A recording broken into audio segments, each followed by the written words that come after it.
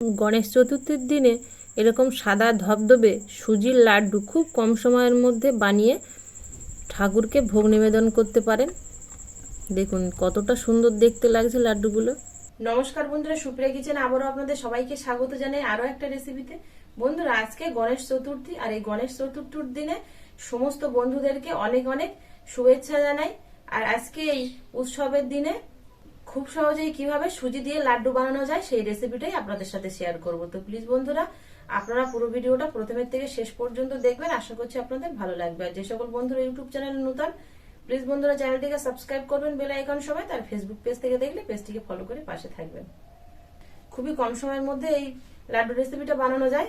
তো আমি দেখুন দুপাশে দুটো কড়া বসিয়ে দিয়েছি। দুপাশে দুটো কড়া বসালে তো খুব কম সময়ের মধ্যে হয়ে যাবে। এক পাশে চিনির শিরাটা বানাতে শুরু করে দেবো, আর এক পাশে ড্রাই ফ্রুট সুজি সেইগুলো ভেজে নেব। দুটোই ধরিয়ে দেব। এক বাটি চিনি দিয়ে দেবো, আর দিয়ে দেবো এক বাটি পরিমাণ জল। এ সাইডে আর একটা কড়াই ঘি দিয়ে দেবো। দিয়ে দেবো কাজু বাদাম কুচি আর আমন্ড বাদাম কুচি। ঘিটা গরম হয়ে গেছে।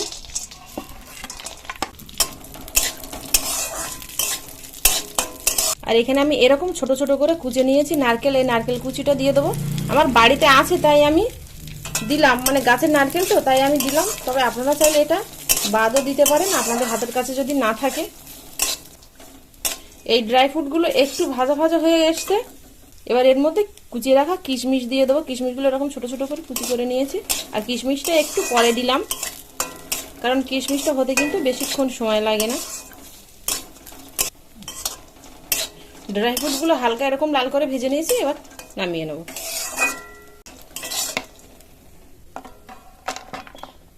এর মধ্যে আবারও ঘি দিয়ে দেবো। ঘিটা গরম হয়ে গেছে। এবার এখানে ফুল এক বাটি সুজি নিয়েছি, সুজি দিয়ে দেবো। সুজিটা দিয়ে ভেজে নেব। সুজিটা দেওয়ার পরে কিন্তু এরকম ঘন ঘন নাড়তে হবে, নাড়া বন্ধ করলে তাহলে লাল হয়ে উঠবে। আর দেখুন ঘিটা টেনে নিচ্ছে সুজিতে। সুজিটা দিয়ে লো ফ্লেমে 2 মিনিট মতো ভেজে নিয়েছি। সুজির বেশ কাঁচা গন্ধটা চলে গেছে। এবার এর মধ্যে কোরানো নারকেল দিয়ে দেবো।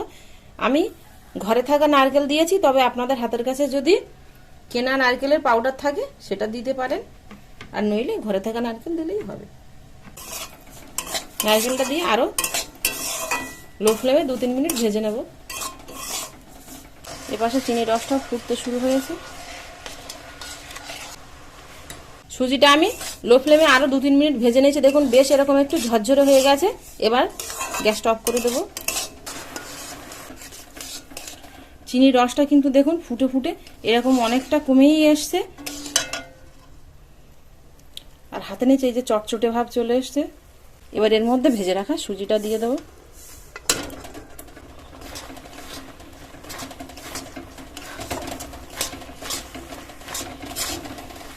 ভেজে রাখা ড্রাই ফ্রুটগুলো দিয়ে দেবো।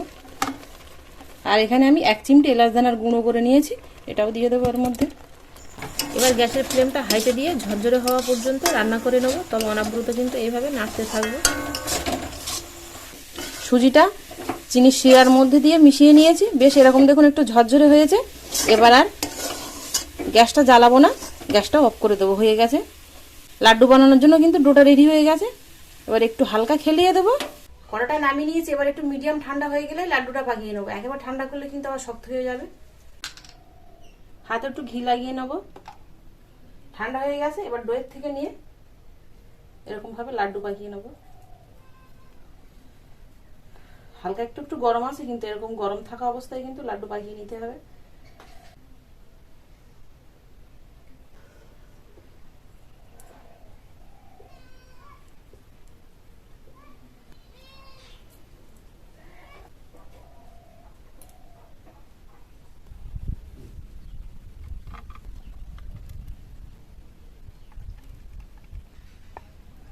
লাড্ডুগুলো সব বানিয়ে নিয়েছি। এবার আপনাদের ভেঙে দেখাচ্ছি কতটা সুন্দর হয়েছে।